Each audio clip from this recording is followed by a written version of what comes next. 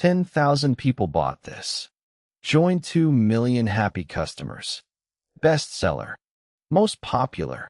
As seen by everyone but you. And just like that, something in you relaxes and leans in. If that many people chose it, it must be good. It must be safe.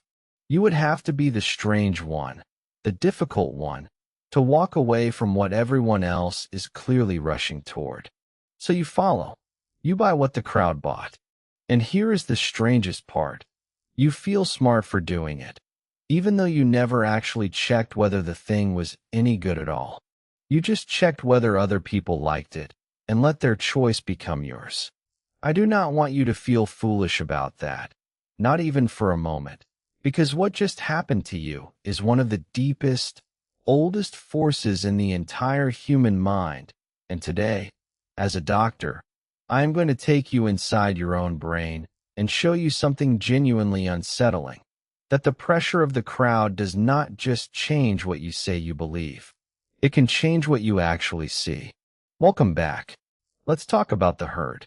In this series, we have taken apart the store that bends your path, the price that fools your eye, the trick of 3 options, and the clock that hijacks your fear. Social proof is different from all of them, and in some ways it is the strongest, because it does not feel like manipulation at all. It feels like wisdom. It feels like the sensible, responsible thing to do. Following the crowd feels like using good information. And most of the time, in daily life, it even is. That is exactly what makes it so easy to turn against you. Let's start with the principle. The persuasion researcher Robert Cialdini calls it social proof, and the rule is simple. When we are uncertain about what to do, we look to what other people are doing, and we copy them. The more uncertain we are, and the more similar those other people seem to us, the harder we copy. A restaurant with a line outside feels better than an empty one, even if the empty one is better. A product with 10,000 reviews feels safer than one with 3, even if you never read a single review. We outsource the decision to the crowd, because for hundreds of thousands of years, the crowd was almost always right, and going along with it kept you alive. And to understand how powerful this is, I have to tell you about the most famous experiment in the history of psychology. In the 1950s, a researcher named Solomon Asch sat a person at a table with a group of others and showed them a simple picture. 1 line on the left and 3 lines of obviously different lengths on the right. The task could not be easier. Just say which line on the right matches the one on the left. A child could do it perfectly, but there was a trick. Everyone else at the table was an actor, secretly instructed to give the same wrong answer, out loud, with total confidence. And now the real subject, who could plainly see the correct answer with their own 2 eyes, had to choose. Trust what I see, or go along with the group. You already know the punchline, because you have felt it. A huge portion of people, again and again, gave the answer they knew was wrong, simply because everyone around them said it. They denied the evidence of their own eyes to avoid being the odd one out. Not because they could not see, because standing alone felt unbearable. Asch had proven, with 3 lines on a card, that the human need to belong can override the plain truth in front of your face. Now here is where being a doctor changes this from an interesting story into something profound, because decades later, we got to look inside the brain while it happened. A neuroscientist named Gregory Berns ran a version of the Asch experiment inside an fMRI scanner, watching people's brains in real time as the group pressured them.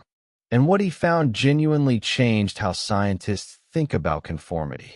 The old assumption was that people know the right answer and just publicly lie to fit in, a conscious little social surrender. But that is not what the scans showed. When people conformed to the group's wrong answer, the changes appeared in the parts of the brain that handle vision and perception, not the parts that handle conscious decision-making. Let that sink in. The pressure of the group did not just change what they said. It appears to have changed what they actually perceived.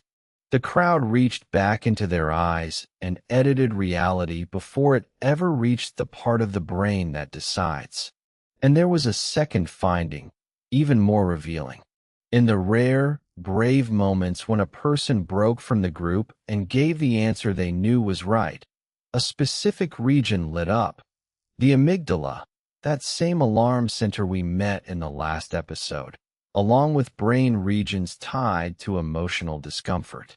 In other words, standing alone against the crowd registered in the brain as something close to fear, as a threat to be survived. Independence is not free.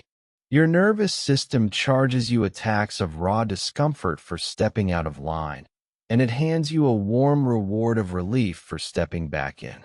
You are, quite literally, wired to follow. And why would evolution build you this way?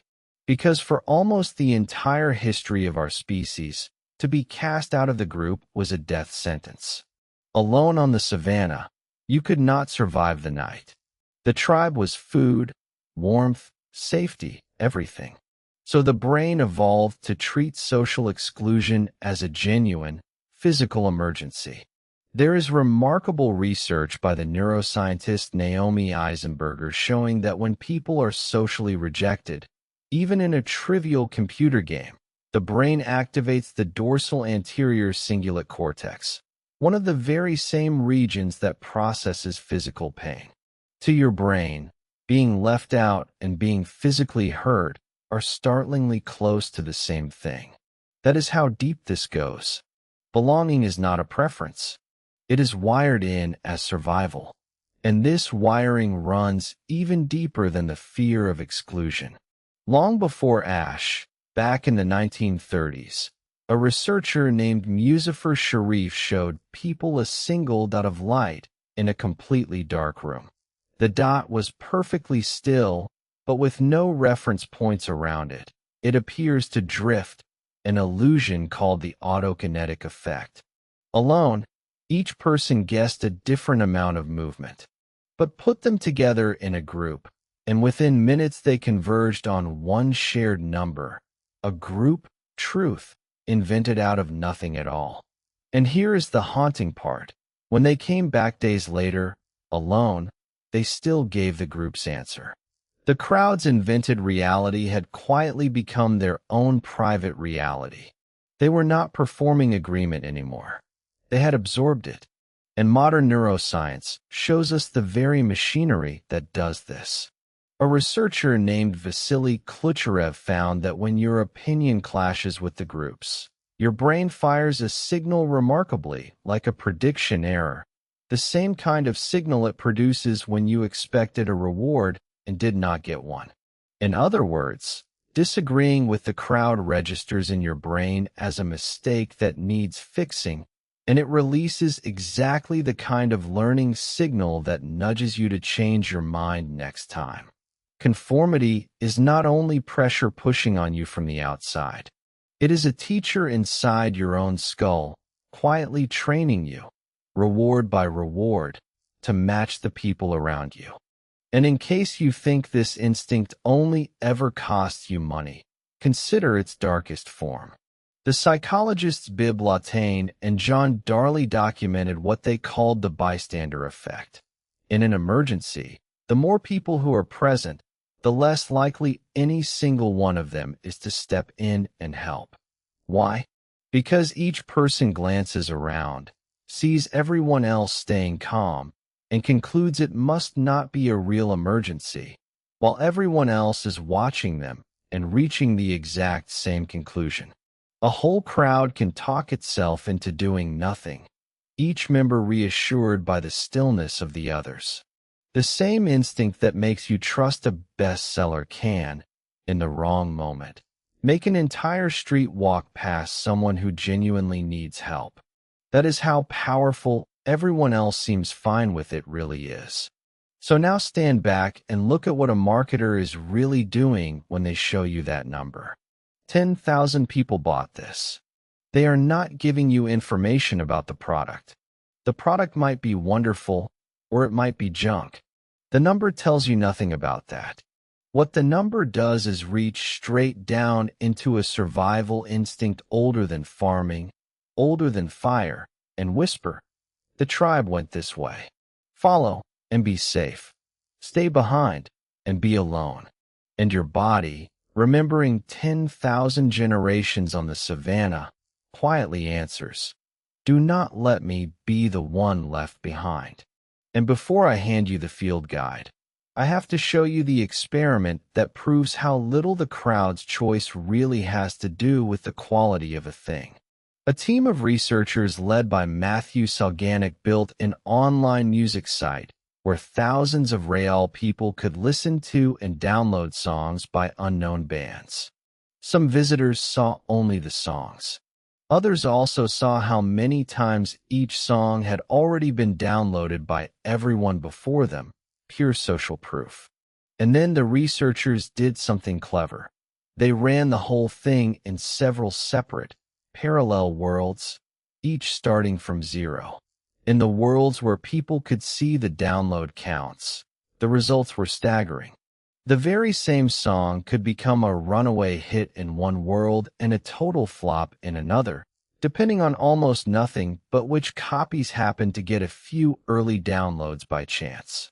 A small, random early lead snowballed, because each new person saw the count, assumed those early numbers meant quality, and piled on, which raised the count, which pulled in the next person. Success bred success, and it had shockingly little to do with whether the song was actually any good. That is the herd in its purest form, not a wise crowd discovering the best option, but a chain of people each copying the one in front of them, building a hit out of an accident. So the next time a number tells you something is the most popular, remember, popular is very often just an early accident that got repeated. So let me show you the specific tools they build out of this, because once you can name each one, its grip on you loosens dramatically. This is the catalog of the herd. First, and most direct, the raw numbers. 10,000 sold.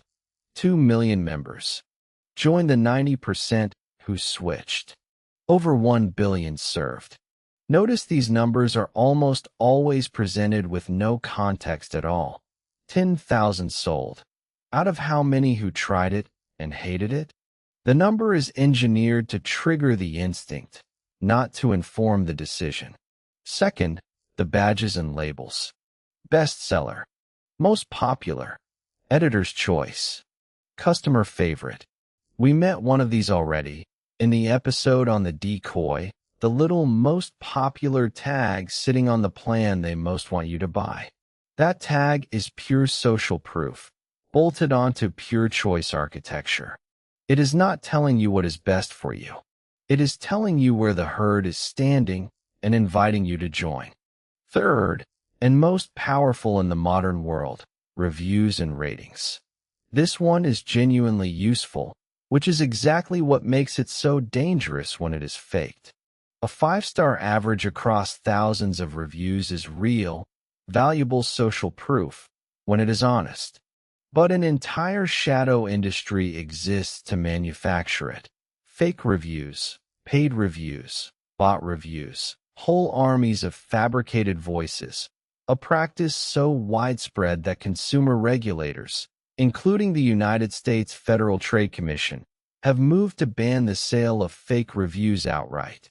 When the social proof can be bought by the thousand, the crowd you are trusting may not be a crowd of real people at all. It may be a puppet show staged entirely for you. Fourth, the manufactured live crowd. 14 people are viewing this right now. Sarah from Ohio just purchased this. Those little pop-ups in the corner of the shopping page. Here they fuse social proof with the scarcity and urgency we covered last time. 2 survival instincts braided into one nudge. The tribe is moving, and it is moving fast, and you are being left behind right now. Many of these notifications are real. Many are simply scripts, showing invented names on a timer, A crowd conjured out of code to stand around you and point at the buy button. And fifth, the oldest trick of all, older than the internet by a century, the seated crowd. The tip jar that the barista salts with a few of their own dollars in the morning, so it never looks empty, because an empty jar says nobody tips, and a full one says everybody does. The nightclub that keeps a line outside on the sidewalk while the room inside sits half empty, because the line is the advertisement. The laugh track on a television comedy, fake laughter piped in, because we genuinely find something funnier when we hear other people laughing, even when we know the laughter is not real. In every case, someone builds a small, artificial crowd and lets your ancient instincts do the rest. Do you see the single thread running through all of them? Not one of these tells you whether the thing is actually good for you.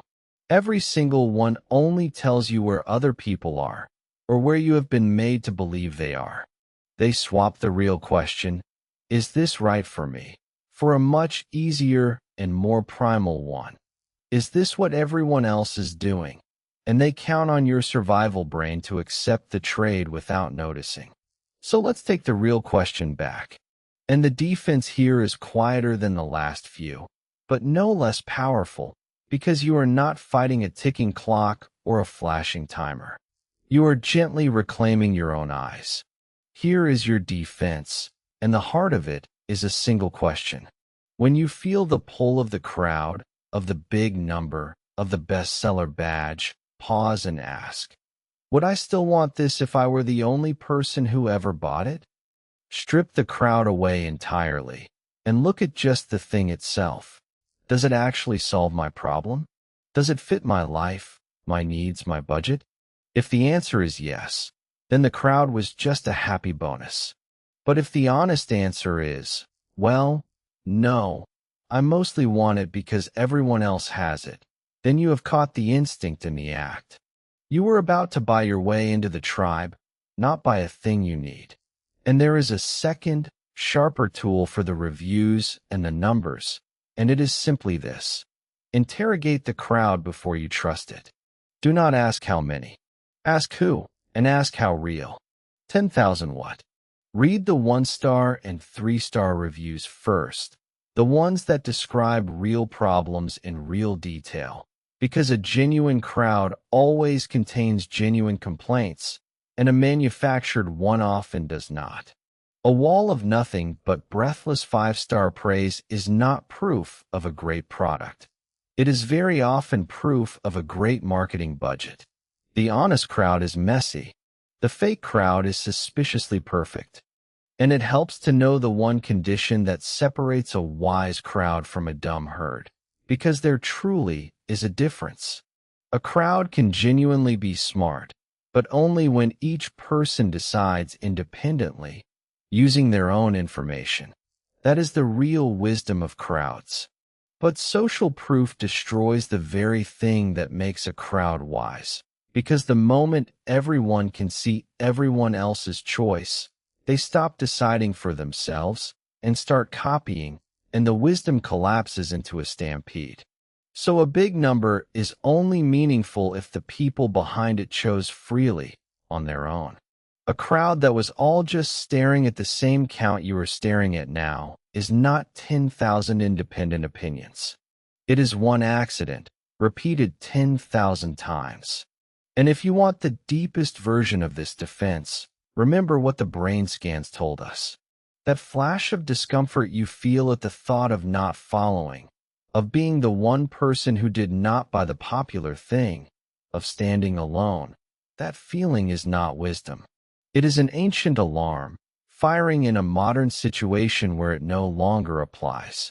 You are not going to be cast out to die on the savannah because you skipped a trending gadget. So when you feel that little pull to conform, name it, just like the urgency before it. That is my herd instinct talking, not my judgment. And then, calmly, look with your own eyes and decide with your own mind. The crowd is not always wrong, but it should have to earn your agreement, not simply command it by being large. So the next time a glowing number tells you that everyone is doing this, that 10,000 people can't be wrong, I want you to smile and gently remember Asch's 3 lines on a card. 10,000 people absolutely can be wrong, or paid, or invented, or simply following each other in a circle, each one looking at the next for a reassurance that no one actually has. You get to be the calm person who looks at the lines directly, not the contrarian who rejects the crowd on principle. That is just conformity wearing a disguise. Simply a free person who checks the thing itself and lets the truth, not the tribe, cast the deciding vote. Before you go, tell me something in the comments, because reading these genuinely makes my day. What is the last thing you bought mostly because everyone else seemed to have it, or because the number of buyers or reviews just felt too big to argue with? The bestseller, the viral gadget, the place with the line out the door.